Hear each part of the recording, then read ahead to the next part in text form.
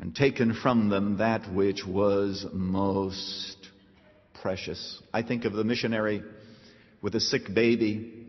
Every day the missionaries would pray, "Oh God, send rain so that the river might be able to flow and that we can get help," because that was the only means of transportation. And there is no rain. And the baby dies, and they walk out of the house, and torrents of rain come out of the sky. If only that rain had come a day earlier or 2 days earlier, they could have gotten help for what wasn't that difficult a medical problem. Almost as if God is saying, "I want you to trust me, and I want to prove to you that I can take from you that which is most precious, because when I want to try somebody, nothing is untouchable. Nothing." When God says to Abraham, "Abraham, I want you to offer your son as a sacrifice," Abraham says, "Okay, let's go with Ishmael." God says, "I'm sorry, but because I want to really try you, Abraham, it's going to be Isaac. It's going to be the son whom you love the most." There's a second lesson that we need to learn, and that is in every trial, that's including those that we bring upon ourselves. And as I was looking at this, I was reminded of the fact that many people are going to say, "Well, Pastor Lutzer, this doesn't apply to me because Job had wind and hail and the Chaldeans and the Sabaeans came, whereas my problem is self-made." Some of you have made for yourselves a nice big problem, haven't you?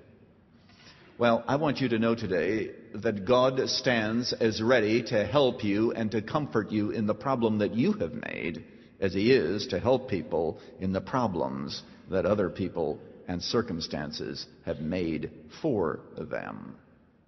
But number two, at stake in any trial is always the worth of God. Always the worth of God. The fundamental question always is, how much is God worth to you? You say, "Well, where is that in the text?" Look at this. I read it quickly, deliberately, so that you wouldn't think about it too much, so that we could think about it more carefully together now. You remember when Satan and God are having this dialogue, and the Lord says, "You know, Satan, you have to realize that Job is a great man. He's blameless and upright, and he fears God, and he turns away from evil." You know what Satan says, in effect, is, "Well, who wouldn't?" Look at what he says. "Hast thou not made a hedge about him on every side in his house? You've given him a wonderful family. You've blessed the work of his hands. His possessions have increased in the land. You know, you've been buying him off. You've been bribing him. You've been giving him so many blessings, and the more blessings you feed him, the more he worships you, and that only makes sense. But God, if you were to take from him those blessings that you have showered upon this man with all of his money and all of his servants and his fine family that everybody in town is admiring, if you were to take all that from him, then you would see that he would curse you to his face. Don't you to your face? Don't you understand that Job is in this because it is profitable to worship God? But let it become unprofitable, and he will curse you. And that's your temptation, and that is mine. Oh, how easy it is, how really easy it is to worship God when everything is going well.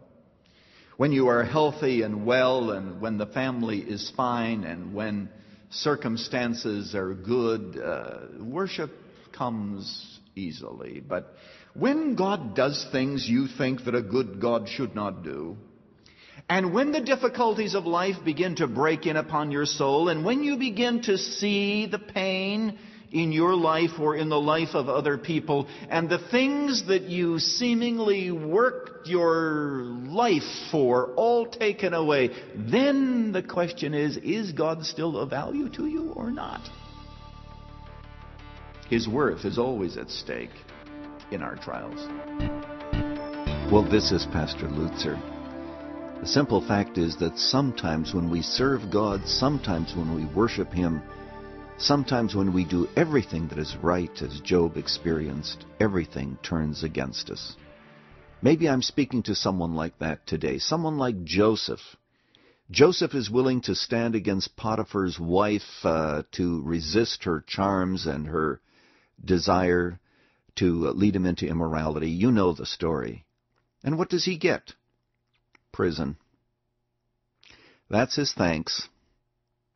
But oh, the blessing that comes to those who go on believing no matter what. When we get to the end of the book of Job, we'll discover that God was there to bless Job. God was there to expose his friends. God was there who wrote the last chapter. And the last chapter was so much different than the first. Could I encourage you today? When you've done everything right and things turn against you, remember God is there and the last chapter has not been written. Thank you, Dr. Lutzer. Erwin Lutzer has wrapped up Part 2 of God, Why Me?, the first of 8 messages exploring the meaning of suffering. Running to Win comes to you from the Moody Church in Chicago.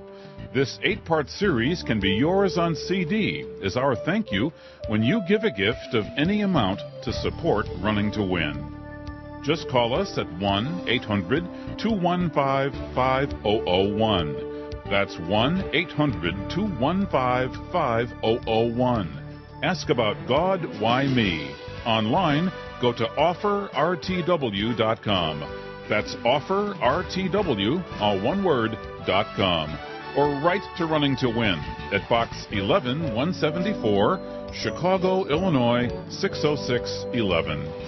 This is Dave McAllister. Tomorrow, one clear reason for suffering emerges. Join us then for more from the life of Job on our next Running to Win.